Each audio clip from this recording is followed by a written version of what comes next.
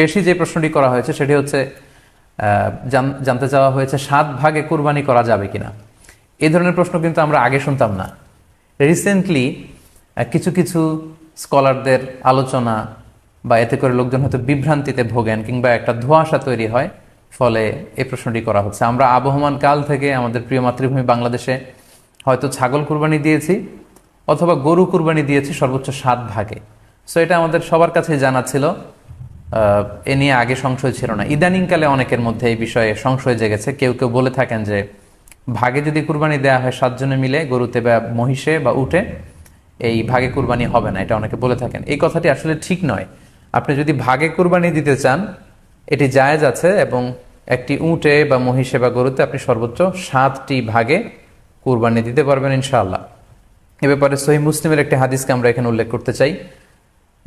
সাইয়েদনা জাবের রাদিয়াল্লাহু তাআলা আনহু থেকে বর্ণিত, তিনি বলেন, ক্বালা হাজাজনা মা রাসূলিল্লাহি সাল্লাল্লাহু আলাইহি ওয়াসাল্লাম, আমরা আল্লাহ রাসূল সাল্লাল্লাহু আলাইহি ওয়াসাল্লামের সাথে হজ করেছি। ফানাহারনাল বাঈরা আন সাবআ, সেখানে আমরা উট কুরবানি দিয়েছি 7 জনের পক্ষ থেকে। ওয়াল বাকারাতা আন সাবআ, আর আমরা সেখানে গরু কুরবানি দিয়েছি 7 জনের পক্ষ থেকে। খুব সুস্পষ্ট, একটি উটে ওনারা 7 জন অংশগ্রহণ করতেন, একটি গরুতে 7 জন অংশগ্রহণ করতেন। তো এই হাদিসের আলোকে অনেকে বলে থাকেন যে এটি হজের সময়, সফরের সময়, কিন্তু মুকিম অবস্থায় 7 ভাগে দেয়া যায় না। আসলে এই কথাটিও ঠিক নয়, কারণ সুনানে আবু দাউদের আরেকটি হাদিসে এসেছে যেখানে আল্লাহ রাসূল সাল্লাল্লাহু আলাইহি ওয়াসাল্লাম সুস্পষ্ট বলেছেন, সেখানে হজ বা কোনো সফরের উল্লেখ নেই। সেটা হচ্ছে জেনারেল স্টেটমেন্ট, অর্থাৎ আল বাকারাতু আন সাবআ, গরুতে সর্বোচ্চ 7 অংশ দিয়ে কুরবানি দেয়া যায়। ওয়াল জাযুরু আন সাবআ, আর উটের ক্ষেত্রেও সর্বোচ্চ 7 অংশ দিয়ে কুরবানি দেয়া যায়। তো এই হাদিস, দ্বিতীয় যে হাদিসটি উল্লেখ করলাম, এটা হচ্ছে জেনারেল স্টেটমেন্ট। সেখানে সফর মুকিম কোনো কথা বলা হয়নি। ইন জেনারেলি বলা হয়েছে যে উটে 7 ভাগ দেয়া যায়, গরুতে 7 ভাগ দেয়া যায়। সো আমরা যারা ভাগে কুরবানি দিচ্ছি 7 জন মিলে একটি গরু, আপনারা নিঃসন্দেহে সানন্দ চিত্তে নিশ্চিন্তে কুরবানি দিতে পারেন। সহিহ হাদিসের আলোকে এটি সাব্যস্ত, এতে কোনো সমস্যা নেই ইনশাল্লাহ। তবে ভাগে কুরবানিতে কিংবা যৌথ কুরবানিতে কয়েকটি বিষয় আমাদেরকে খেয়াল রাখতে হবে। নাম্বার 1 হচ্ছে নিয়ত। আপনাদের ইন্টেনশনটা ক্লিয়ার হতে হবে। প্রত্যেকেরই যাতে একই ইন্টেনশন থাকে, সবারই যাতে ইন্টেনশন থাকে যে শুধুমাত্র আল্লাহ তাআলার সন্তুষ্টির জন্য আমরা এই কুরবানি দিচ্ছি। এখানে কয়েকজনের যদি ইন্টেনশন থাকে যে আল্লাহর সন্তুষ্টি, অন্যজনের যদি নিয়তে ঝামেলা থাকে, তাহলে কিন্তু কুরবানিটা প্রশ্নবিদ্ধ হয়ে যাচ্ছে। কারণ ইন্নামাল আমালু বিন্নিয়াত, ইয়ানি ইন্নামা সাওয়াবুল আমালি বিন্নিয়াত, সমস্ত কাজের প্রতিদান দেয়া হবে আপনার ইন্টেনশন বা নিয়তের উপর ভিত্তি করে। সো এজন্য যারা খুব বেশি মুখলেস, খুব বেশি মুত্তাকি, তারা অনেক সময় যৌথ কুরবানি দিতে চান না। তাদের সামর্থ্য না থাকলে ছোট একটা ছাগল দিয়ে তারা একাকী কুরবানি দিতে চান। এটা safe, he want to be in the safer side. কারণ যৌথ কুরবানি দিতে দিতে যে কার মনে কি চিন্তা, কার মনে কি নিয়ত, আমরা কিন্তু কিছু জানি না। সো যদি যৌথ কুরবানি দেন, কুরবানির আগে সবাইকে এটা কনসার্ন করে দেওয়া, রিমাইন্ডার দেওয়া যে ভাই আমাদের কুরবানিটা হবে শুধুমাত্র কেবলমাত্র আল্লাহ তাআলা সন্তুষ্টির জন্য, অন্য কোনো নিয়ত যেন না থাকে, তাহলে কিন্তু আমাদের কুরবানি বরবাদ হয়ে যাবে। এটা হচ্ছে প্রথম কনসার্ন। 2 নম্বর কনসার্ন হচ্ছে হালাল উপার্জন দিয়ে কুরবানি হতে হবে। যৌথ কুরবানিতে কেউ কেউ যদি এমন থাকে যাদের উপার্জন হালাল না, সেই কুরবানি কিন্তু আল্লাহ তাআলার দরবারে কবুল হবে না। সো এটা খুব গুরুত্বপূর্ণ একটা বিষয়। আরেকটা হচ্ছে লৌকিকতা। লৌকিকতা যদি থাকে তাহলেও কুরবানি কবুল হবে না। যৌথ কুরবানিতে কারো যদি এটা থাকে যে আমার গরুটা সবচেয়ে বড়, আমাদের গরুটা এলাকার সবচেয়ে বড় গরু, এবং সবাইকে বলে বেড়াচ্ছে যে এইবারের গরুটা সবচেয়ে বড় হয়েছে, আমার চেয়ে বড় গরু কেউ দিতে পারে না এই এলাকায়। তো এই জাতীয় যদি লৌকিকতা প্রবণতা কারোর মধ্যে থাকে, তাহলেও কিন্তু তার কুরবানি কবুল হবে না। সো যৌথ কুরবানি যদি আপনারা দিতে চান, এই বিষয়গুলো আমাদেরকে খেয়াল রাখতে হবে। একটি প্রশ্ন খুব বেশি আমাদের কাছে জানতে চাওয়া হয়েছে, সেটা হচ্ছে কুরবানির সাথে আকিকা দেয়া যাবে কিনা। খুব বেশি আলোচনা হচ্ছে এই প্রসঙ্গটা যে আকিকার কুরবানির সাথে আকিকা দিয়ে দেয়া যাবে কিনা। এক্ষেত্রে আমরা উত্তরে বলবো যে কুরবানি এবং আকিকা আপনাদের খেয়াল রাখতে হবে যে ভিন্ন দুটি ইবাদত। প্রথম কথা হচ্ছে ইবাদত ভিন্ন দুটি ইবাদত। কারণ কুরবানি এটা বছরের একটা নির্ধারিত সময়, জিলহজের 10 তারিখে, এবং তারপরে আরো 2 দিন বা 3 দিন, এই সময়গুলোতে আপনি কুরবানি করতে পারবেন। তাহলে এটা হজের মৌসুমে জিলহজ মাসে করতে হয় কুরবানি। কিন্তু আকিকা কিন্তু এরকম না। আকিকাটা যে কোনো মাসে হতে পারে। আকিকাটা হচ্ছে নবজাতক সন্তানের ভূমিষ্ঠ হওয়ার পরে শুকরিয়া স্বরূপ আল্লাহর কাছে যে কুরবানিটা করতে হয়, সেটাকে আমরা বলি আকিকা। হাদিসে এসেছে আকিকা। তো সেটা হচ্ছে সন্তান কখন ভূমিষ্ঠ হলো সেটার উপর নির্ভর করে। সেখানে আমরা বলছিলাম যে আসলে দুটি ভিন্ন ইবাদত। কুরবানি হচ্ছে জিলহজের 10 তারিখে আমরা কুরবানি করে থাকি, আর আকিকা হচ্ছে বাচ্চা যেদিন জন্মগ্রহণ করবে, সন্তান ভূমিষ্ঠ হওয়ার 7 দিন পরে। তাহলে ভিন্ন দুইটা ইবাদত, দুই সময়ের ইবাদত। নাম্বার 2, আকিকার ক্ষেত্রে আল্লাহ রাসূল সাল্লাল্লাহু আলাইহি ওয়াসাল্লাম বলেছে আনিল গুলামি শাতান ওয়া আনিল জারিয়াতি শাত, অর্থাৎ ছেলে হলে 2টি ছাগল দিয়ে আকিকা করো, এবং যদি মেয়ে হয় তাহলে 1টি ছাগল দিয়ে আকিকা করো। তো সেক্ষেত্রে কুরবানিতে কিন্তু এরকম বিধান নেই। কুরবানিতে কিন্তু 1টি ছাগল দিয়ে আপনি কুরবানি করলে কুরবানি হয়ে যাচ্ছে, সেখানে 2টি ছাগল দেওয়া লাগবে এমন কোনো কথা নেই। তো এভাবে আমরা বুঝতে পারতেছি, খুবই স্পষ্টত কমন সেন্স খাটালেও আমরা বুঝতে পারতেছি, এবং আল্লাহ রাসূল সাল্লাল্লাহু আলাইহি ওয়াসাল্লামের ভাষ্যগুলো অনুসারে আমরা বুঝতে পারছি দুই ধরনের ইবাদত। যদিও এই দুই ইবাদতে কিছুটা মিল আছে, কিন্তু দুই সময়ের ইবাদত, আলাদা দুটি উপলক্ষ, দুইটার আলাদা নির্ধারিত সময় রয়েছে।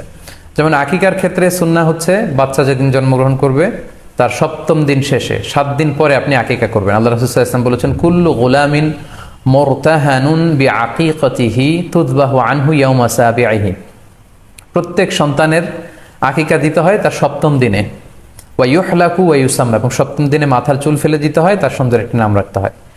তাহলে আকিকার বিধান হচ্ছে সম্মানিত সুধী সন্তান জন্মগ্রহণ করার 7 দিন পরে। আমরা বুঝতে পারলাম আল্লাহ রাসূল সাল্লাল্লাহু আলাইহি ওয়াসাল্লামের ভাষ্য অনুযায়ী, কথা অনুযায়ী, কওল অনুযায়ী। এবার যদি আমরা আল্লাহ রাসূল সাল্লাল্লাহু আলাইহি ওয়াসাল্লামের আমল দেখি, ওনার ব্যক্তিগত আমল কি ছিল, সেক্ষেত্রে আমরা সহিহ ইবনে হিব্বানের একটি হাদিস উল্লেখ করব, যেটিকে ইবনে হাজার আল আসকালানি উনি ওনার ফাথুল বারিতে সহিহ হিসেবে উল্লেখ করেছেন। আয়েশা রাদিয়াল্লাহু তাআলা আনহার বর্ণনা, তিনি বলেন যে আক্কা রাসূলুল্লাহ সাল্লাল্লাহু আলাইহি ওয়াসাল্লাম আনিল হাসানি ওয়াল হুসাইনি ইয়াউমা সাবিঈ ওয়া সাম্মাহুমা, আল্লাহ রাসূল সাল্লাল্লাহু আলাইহি ওয়াসাল্লাম নিজে ওনার দৌহিত্র অর্থাৎ ওনার নাতি হাসান এবং হুসাইনের আকিকা নিজে করেছেন 7ম দিনে, এবং 7ম দিনে তাদের নাম রেখেছেন, একজনের নাম রেখেছেন হাসান, আরেকজনের নাম হুসাইন। অর্থাৎ হাসান রাদিয়াল্লাহু আগে জন্মগ্রহণ করেছিলেন, ওনার চেয়ে ছোট ছিল হোসেন, উনি পরে জন্মগ্রহণ করেছেন। তো ওনাদের জন্মের পরে 7 দিন পরে আল্লাহ রাসূল সাল্লাল্লাহু আলাইহি ওয়াসাল্লাম ওনাদের আকিকা দিয়েছিলেন, এবং 7ম দিনে উনি আকিকাও দিয়েছেন এবং তাদের নামও রেখেছেন।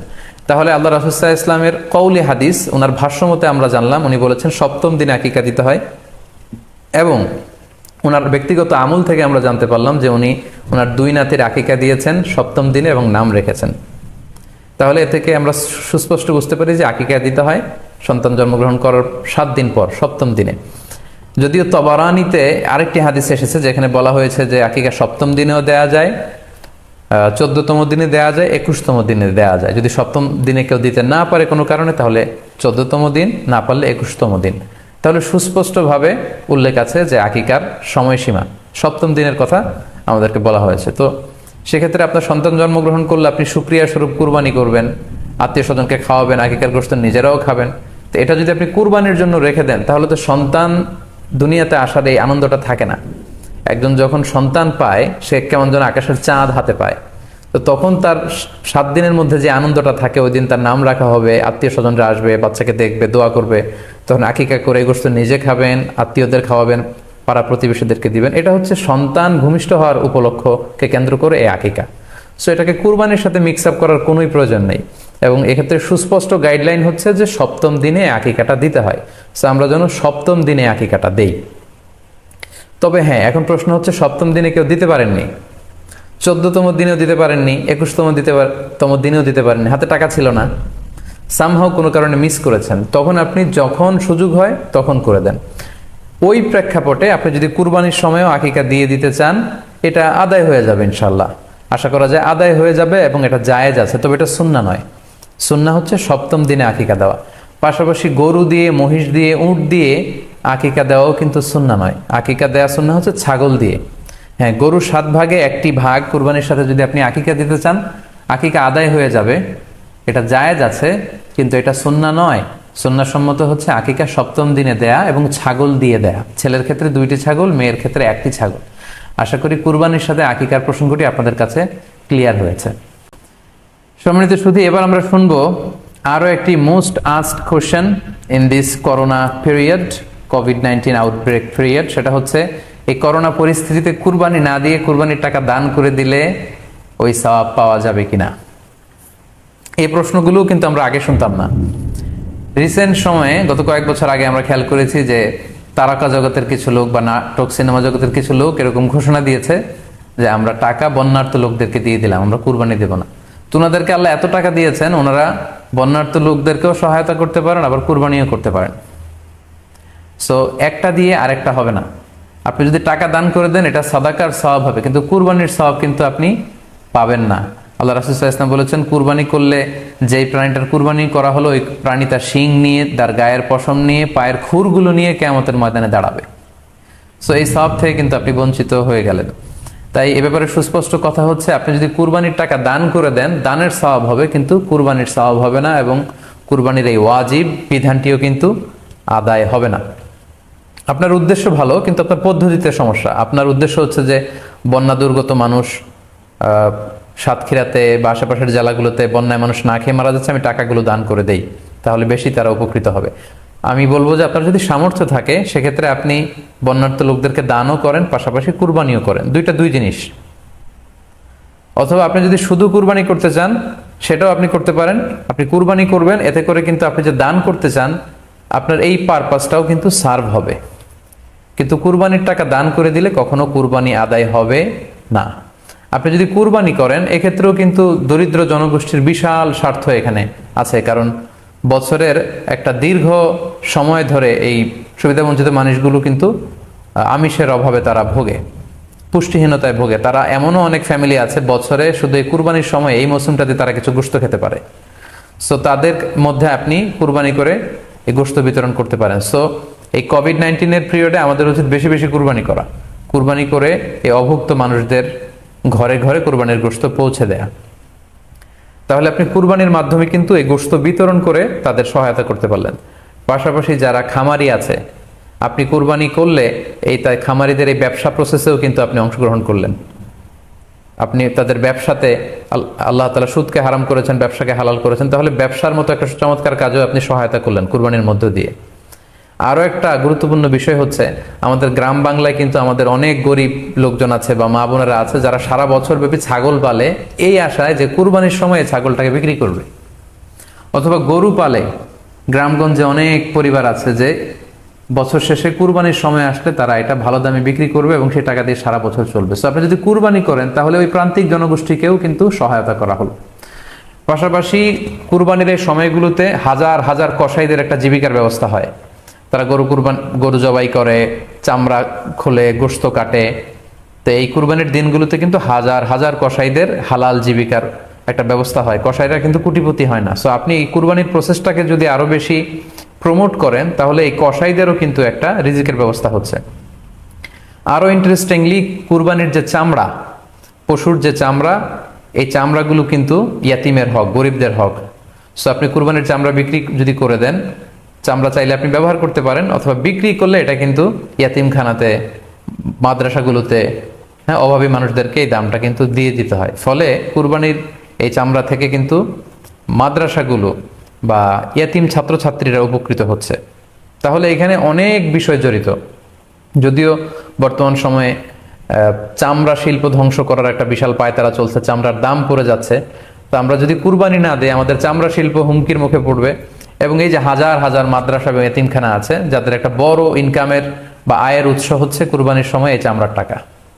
সো মানে with all this discussion it seems that through sacrifice you can contribute more. আপনি যদি কুরবানি করেন এবং এটা যদি বেশি বেশি করেন তাহলে আপনি যে চাচ্ছেন অসহায় মানুষদেরকে সহায়তা করতে, এটা আরো বেশি বেশি করা হলো, বেশি বেশি করা হলো। তাদেরকে গোশত বিতরণ করে আপনি সহায়তা করলেন, খামারিদেরকে ব্যবসার ক্ষেত্রে সহযোগিতা করলেন, গ্রামের যে নারীরা ছাগল পাললো, গরু পাললো তাদের সহায়তা করলেন, কসাইদের হালাল জীবিকার জন্য সহযোগিতা করলেন, মাদ্রাসার ইয়াতিম ছাত্রদেরকে আপনি সহায়তা করলেন। সো আমি বলবো যে কখনো এই ভুল সিদ্ধান্ত নেবেন না যে কুরবানির টাকা আমি দান করে দেবো। না, আপনি কুরবানি করবেন, এতে আপনার কুরবানির ওয়াজিবও আদায় হবে, গরিবদেরকে সহযোগিতাও করা হবে। সেক্ষেত্রে যদি আপনি স্বাস্থ্য ঝুঁকি মনে করেন এই করোনা পরিস্থিতিতে, সেক্ষেত্রে আপনি সরাসরি হাটে যেতে না চাইলে অনলাইনে গরু ক্রয় করতে পারেন। গতকাল আমি কয়েকটি বিশ্বস্ত সংস্থা বা ফাউন্ডেশনের নাম উল্লেখ করেছি আমার পেজে, যারা এই কুরবানির সার্ভিসটা দিচ্ছে। তারা বিশ্বস্ত, আপনারা তাদের কাছে টাকা পাঠিয়ে আপনি কয় ভাগে কুরবানি দিচ্ছেন জানাতে পারেন, আপনার নাম্বার দিয়ে রাখতে পারেন। তারা কুরবানির দিন, কুরবানির শেষে আপনাকে SMS করে জানিয়ে দিবে যে আপনার কুরবানি হয়েছে, আপনার কুরবানি আদায় হয়ে গেল। অনেকে না বুঝে অনেক বিরূপ মন্তব্য করেছেন গতকালের স্ট্যাটাসটিতে। আসলে যে এই সংস্থাগুলোর কথা আমি উল্লেখ করেছি তাদের সাথে সরাসরি আমার কোনো সম্পৃক্ততা নেই, বরং এটা জনকল্যাণমূলক একটা কাজের অংশ হিসেবেই মূলত আমি অল্টারনেটিভ একটা সহজ পদ্ধতি, যারা হাটে যেতে চান না, গোশত বন্টন করা এবং করোনা পরিস্থিতির কারণে স্বাস্থ্য ঝুঁকি মনে করে যারা কুরবানি একেবারে দিতেই চাচ্ছেন না, তারা যেন এই ভুলটি না করেন, বরং অন্তত এই সংস্থাগুলোর কাছে টাকা পাঠিয়ে তারা যেন তাদের ওয়াজিব কুরবানির বিধানটি পালন করেন, এজন্য মূলত এই স্ট্যাটাসটি দেওয়া হয়েছিল। আরও একটি সহজ পদ্ধতি আছে, সেটা হচ্ছে যারা শহুরে জীবনযাপন করছেন, শহরে আছেন, তারা চাইলে কিন্তু আপনার গ্রামের আত্মীয় স্বজনদের কাছে আপনার টাকা পাঠিয়ে দিয়ে কুরবানি আদায় করতে পারেন। টাকা পাঠিয়ে দিলে তারা আপনার পক্ষ থেকে ছাগল বা গরু কিনে কুরবানি করে তারা গোশত খেয়ে উপকৃত হলো, আশেপাশের গরিব আত্মীয় স্বজনদের মধ্যে বিতরণ করে এই কুরবানির প্রক্রিয়াটা আদায় হলো। এটাও খুব সহজে কিন্তু করা যেতে পারে। আর কুরবানির ক্ষেত্রে প্রতিনিধিত্ব জায়েজ আছে, অন বিহাফ অফ ইউ, অন্য কেউ আপনার পক্ষ থেকে কুরবানি করতে পারবে, আপনি টাকা দিয়ে দিলেই হলো। আর যারা হাটে যে নিজে দেখে শুনে গরু ছাগল কিনে এনে নিজে কুরবানি করে সব ব্যবস্থাপনা করতে পারবেন, আয়োজন করতে পারবেন, সেটা সবচাইতে ভালো, সেটা তো নূরুন আলা নূর, এটা নিয়ে কোনো কথা নেই। তবে সেক্ষেত্রে এই করোনা পরিস্থিতিতে হাটে যাওয়া, কুরবানি করা, সেক্ষেত্রে পরিপূর্ণভাবে স্বাস্থ্যবিধি মেনে চলতে হবে এবং সর্বোচ্চ সতর্কতার পরিচয় আমাদেরকে দিতে হবে, যাতে করে কুরবানিকে কেন্দ্র করে এই রোগের এই মহামারী যাতে আরো বেশি করে আমাদের মাঝে ছড়িয়ে পড়ার কোনো সুযোগ না পায়। আশা করি কুরবানির টাকা দিয়ে দিলে কুরবানি আদায় হবে কিনা এই ব্যাপারটি আপনারা বুঝতে পেরেছেন। এবার আমরা আসি, আরেকটি প্রশ্ন আমাদের কাছে খুব বেশি এসেছে, সেটা হচ্ছে কুরবানির পশু অনলাইনে ক্রয় করা যাবে কিনা। খুবই রেলেভেন্ট একটি কোশ্চেন, যেহেতু এখন অনেকেই হাটে যেতে চাচ্ছেন না করোনা পরিস্থিতির কারণে, অনলাইনে আমরা অনেক কেনাকাটা করি, ফলে অনলাইনে কুরবানির পশুটা ক্রয় করা যাবে কিনা, এটা হচ্ছে প্রশ্ন। এক্ষেত্রে উত্তর হচ্ছে জি, অন্যান্য জিনিস আপনি যেমনি অনলাইনে ক্রয় করেন সেগুলো যেমনি জায়েজ, অনুরূপভাবে অনলাইনে কুরবানির পশুও ক্রয় করা জায়েজ। বিভিন্ন ডেইরি ফার্ম আছে, অ্যাগ্রো ফার্ম আছে এবং বিভিন্ন গরু ছাগলের খামার আছে, তারা কিন্তু আমি দেখলাম যে বিক্রয়.com না রকমারি.com আমি দেখলাম যে তারা গরুর অ্যাড দিচ্ছে, গরুর ভিডিও সেখানে আপলোড করে দিচ্ছে, সেখানে তাদের ক্লায়েন্টরা সেটা দেখে তারা গরু ক্রয় করছে। যে এটা জায়েজ আছে ইনশাল্লাহ। আপনারা যদি স্বাস্থ্য ঝুঁকির কারণে গরুর হাটকে অ্যাভয়েড করতে চান, ওখানে যেতে না চান, আপনারা চাইলে অনলাইনে পশু ক্রয় করতে পারবেন। তবে সেক্ষেত্রে দুটি জিনিস আপনাকে নিশ্চিত হতে হবে, দুইটা জিনিস আপনাকে অনলাইনে পশু ক্রয় করার ক্ষেত্রে নিশ্চিত হতে হবে। প্রথম বিষয় হচ্ছে পশুটা দৈহিকভাবে ত্রুটিমুক্ত কিনা, এটা নিশ্চিত হতে হবে। অর্থাৎ পশুর বিস্তারিত অঙ্গ প্রত্যঙ্গের বর্ণনা আপনার জানা থাকা চাই, পশুটা সুস্থ আছে কিনা, বাহ্যিকভাবে সমস্ত ত্রুটিমুক্ত কিনা এটা জানতে হবে। দুই নম্বর হচ্ছে পশুর বয়স সম্পর্কে আপনার জানতে হবে, কারণ যে কোনো বয়সের পশু দিয়ে কুরবানি করা যায় না, এটার নির্ধারিত বয়স সীমা দেওয়া আছে শরিয়াতে, সেটা আপনাকে মেনটেন করতে হবে। প্রথম হচ্ছে সালিমাতুন মিনাল উয়ুবিজ যাহিরা, বাহ্যিক ত্রুটিমুক্ত হওয়া। যে কোনো পশু দিয়ে কিন্তু, অসুস্থ পশু দিয়ে কুরবানি করলে কিন্তু কুরবানি হবে না। এক্ষেত্রে আমরা সুনানে নাসাইর একটি হাদিস উল্লেখ করব, হাদিসটি সহিহ, বারা ইবনে আসিব রাদিয়াল্লাহু তাআলা আনহু বর্ণনা করেছেন। আল্লাহ রাসূল সাল্লাল্লাহু আলাইহি ওয়াসাল্লাম বলেছেন, লা ইয়াজুজু মিনাদ দাহায়া আল আওরাউল বাইয়িনু আওরুহা, এমন পশু দিয়ে কুরবানি হবে না যেই পশুটা সুস্পষ্টভাবে অন্ধ কানা কোনো পশু দিয়ে কুরবানি হবে না। ওয়াল আরজাউল বাইয়িনু আরাজুহা, খোড়া, কুরবানি যেখানে করা হবে ওই জায়গা পর্যন্ত হেঁটে যেতে পারছে না, মাঠ থেকে বাড়িতে আনা যাচ্ছে না, এরকম খোড়া প্রাণী দিয়ে কুরবানি করা যাবে না। ওয়াল মারিদাতুল বাইয়িনু মারাদুহা, খুব বেশি অসুস্থ, খুবই দুর্বল অসুস্থ প্রাণী দিয়ে কুরবানি করা যাবে না। ওয়াল আজফা উল্লাতি লা তুনকি, এবং এমন বয়স্ক বৃদ্ধ প্রাণী যে অতি বয়সের ভারে এটা নুজ্জ হয়ে গিয়েছে এবং এর হাড্ডির ভেতরে যে মজ্জা শুকিয়ে গিয়েছে, এরকম প্রাণী দিয়েও কিন্তু কুরবানি করা যাবে না। তাহলে সুনানে নাসাইয়ের এই সহিহ হাদিসটির মধ্য দিয়ে আমরা বুঝতে পারলাম যে অন্ধ প্রাণী দিয়ে কুরবানি করা যায় না, খোড়া প্রাণী দিয়ে করা যায় না, খুবই দুর্বল প্রাণী দিয়ে এবং খুব বয়স হয়েছে এরকম প্রাণী দিয়ে কিন্তু কুরবানি করা যাবে না। তারপর আমরা সুনানে তিরমিজির আরেকটি হাদিস এখানে উল্লেখ করব। এই হাদিসটিও হাসান পর্যায়ের হাদিস। বর্ণনাকারী হচ্ছেন আলী রাদিয়াল্লাহু তাআলা আনহু। তিনি বলেন, নাহা রাসূলুল্লাহ সাল্লাল্লাহু আলাইহি ওয়াসাল্লাম আইয়ুদহা বিআ'যাবিল করনি ওয়াল উযুন, অর্থাৎ আল্লাহ রাসূল সাল্লাল্লাহু আলাইহি ওয়াসাল্লাম শিং ভাঙা এবং কান কাটা এরকম প্রাণী দিয়ে কুরবানি করতে নিষেধ করেছেন। অর্থাৎ ব্রোকেন হর্নস অ্যান্ড ইয়ার্স, কোনো পশুর যদি শিং দুটো ভাঙা থাকে অথবা কান কাটা থাকে এরকম প্রাণী দিয়ে কুরবানি করলে কুরবানি আদায় হবে না। পশুর কানের ব্যাপারে আরো সুস্পষ্ট হাদিস এসেছে সুনানে তিরমিজিতে, এটিও হাসান পর্যায়ের হাদিস। বর্ণনাকারী সাইয়েদনা আলী রাদিয়াল্লাহু তাআলা আনহু, তিনি বলেন যে নাহা রাসূলুল্লাহ সাল্লাল্লাহু আলাইহি ওয়াসাল্লাম আইয়ুদহা বিমুকাবালা আও মুদাবারা আও শারকা আও খারকা আও জাদআ। অর্থাৎ আল্লাহ রাসূল সাল্লাল্লাহু আলাইহি ওয়াসাল্লাম মুকাবালা মানে এমন প্রাণী যে প্রাণীর কানের সামনের অংশ কাটা, এরকম প্রাণী দিয়ে কুরবানি করা যাবে না। আও মুদাবারা এমন প্রাণী যে প্রাণীর কানের পেছনের অংশ কাটা, সেটা দিয়ে কুরবানি করা যাবে না। আও শারকা অথবা কানের মাঝখানে কাটা, দুই দিক ঝুলে আছে, করা যাবে না। আও খারকা অথবা কানের ভেতরে ছিদ্র, পশুর কানে যদি ছিদ্র থাকে, কেটে যে ছিদ্র হয়ে গিয়েছে, ড্রিলড হয়ে গিয়েছে, সেই প্রাণী দিয়ে কুরবানি করা যাবে না। আও জাদাহা অথবা নাক কাটা, এরকম প্রাণী দিয়ে কুরবানি করা যাবে না। তাহলে আল্লাহ রাসূল সাল্লাল্লাহু আলাইহি ওয়াসাল্লামের ভাষ্যমতে এই প্রাণীগুলো দিয়ে কুরবানি করা যাবে না। ফলে আপনি অনলাইনে যদি পশু ক্রয় করতে চান, আপনার যে পশুটা ক্রয় করবেন এটা বাহ্যিকভাবে সুস্থ আছে কিনা, অঙ্গ প্রত্যঙ্গের বিস্তারিত বর্ণনা ভিডিওতে আপনাকে ক্রস চেক করে এবং বাড়িতে আনার পরে সেটাকে দেখে এই পারচেজটা আপনাকে নিশ্চিত করতে হবে। 2 নাম্বার খেয়াল রাখবার বিষয় হচ্ছে পশুর বয়স। কুরবানির পশুর একটা নির্ধারিত বয়স সীমা আছে। সেক্ষেত্রে উটের জন্য 5 বছর হওয়া লাগবে কমপক্ষে, গরু বা মহিষের ক্ষেত্রে কমপক্ষে 2 বছর হতে হবে, এবং ছাগলের ক্ষেত্রে কমপক্ষে 1 বছর হতে হবে। আবার বলছি, উট 5 বছর, গরু 2 বছর এবং ছাগল 1 বছর।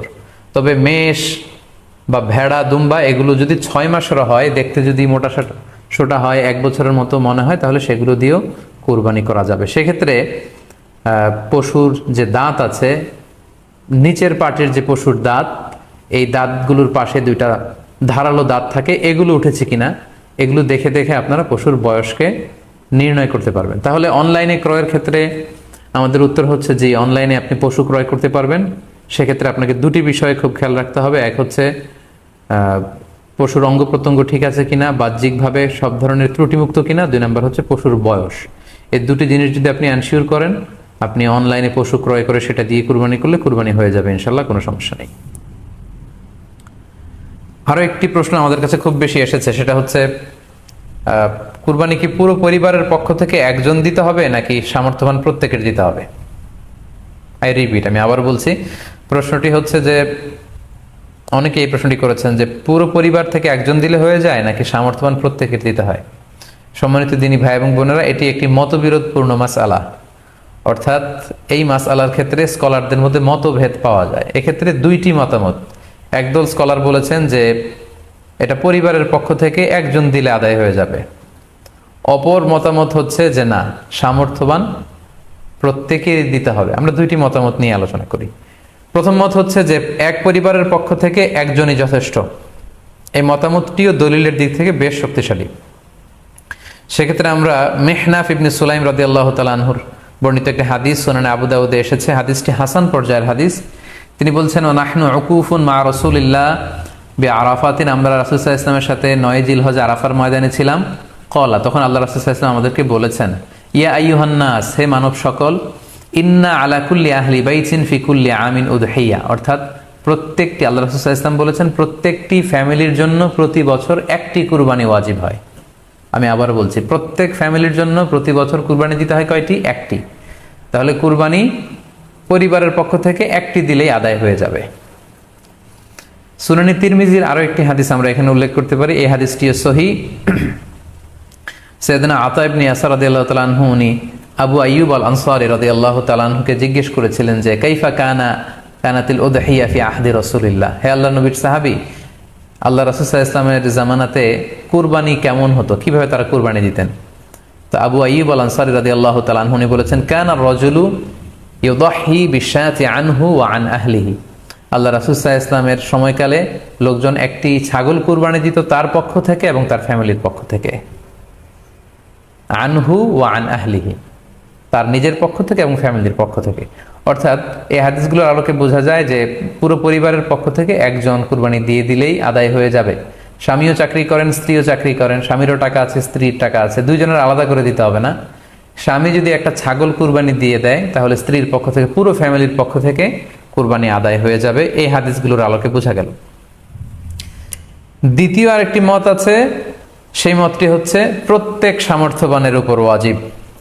এটি ইমাম আবু হানিফার মত, এবং আমাদের বাংলাদেশে এটিরই প্রচলন হয়ে এসেছে। আমরা এই মতামতটিকেই বেশি আমরা শুনে থাকি সব জায়গায়, যে যারাই সামর্থ্যবান প্রত্যেকের আলাদাভাবে দিতে হয়। স্বামী সামর্থ্যবান হলে স্বামীর দিতে হবে, স্ত্রী সামর্থ্যবান হলে স্ত্রীকে দিতে হবে, ছেলেরা হলে ছেলের দিতে হবে, এটা প্রত্যেকের আলাদাভাবে ইন্ডিভিজুয়ালি দিতে হয়। এবং সেক্ষেত্রে ওনারা দলিল দিচ্ছেন সুনান ইবনু মাজার একটি হাদিসটি সহিহ, যেখানে আল্লাহ রাসূল সাল্লাল্লাহু আলাইহি ওয়াসাল্লাম বলেছেন, মান কানা লাহু সাআহ, যার সামর্থ্য আছে কিন্তু ওয়ালাম ইউদাহি, সামর্থ্য থাকার পরেও সে কুরবানি দেয় না, ফালা ইয়াকরাবান্না মুসাল্লানা, সেজন্য ঈদুল আজহার দিন আমার ঈদগাহে না আসে নামাজ পড়তে। আল্লাহ রাসূল সাল্লাল্লাহু আলাইহি ওয়াসাল্লাম হুঁশিয়ারি বাণী ঘোষণা করেছেন, ধমক দিয়েছেন যে সামর্থ্য থাকার পরেও যে কুরবানি দেয় না সেজন্য আমার ঈদগাহে না আসে। এই হাদিসের আলোকে ওনারা বলেছেন মান কানা লাহু সাআহ, যার সামর্থ্য আছে। ওনারা বলছেন যে এটা ইন জেনারেল, ব্যাপক, যারই সামর্থ্য আছে তাকেই দিতে হবে। সো এখানে বাস্তবতা হচ্ছে দুই পক্ষেরই খুব ভ্যালিড দলিল আছে। আর কোনো মাসালার ক্ষেত্রে যখন মতবিরোধ থাকে, দুই পক্ষেরই দলিল থাকে, সেক্ষেত্রে বাড়াবাড়ি করাটা অনুচিত। বরং এটা হচ্ছে ইসলামের সৌন্দর্য, এখানে প্রশস্ততা রয়েছে। সো যারা মনে করে যে ফ্যামিলির পক্ষ থেকে একজন কুরবানি দিলেই আদায় হয়ে যাবে, তাদেরও দলিল আছে, তাদেরকে সেটা করতে দেওয়া উচিত। তবে আমরা এটাকেই সাজেস্ট করি যে প্রত্যেক সামর্থ্যবানের উপর কুরবানি দেওয়া উচিত। এতে করে যিনি কুরবানি দিবেন উনি সওয়াব পেয়ে উপকৃত হলেন, আবার উনি কুরবানি দেওয়ার কারণে গোশত বিতরণ করলেন, ফলে গরিবরা উপকৃত হলো। সো সামর্থ্যবান প্রত্যেকেরই উচিত বেশি বেশি কুরবানি দেয়া।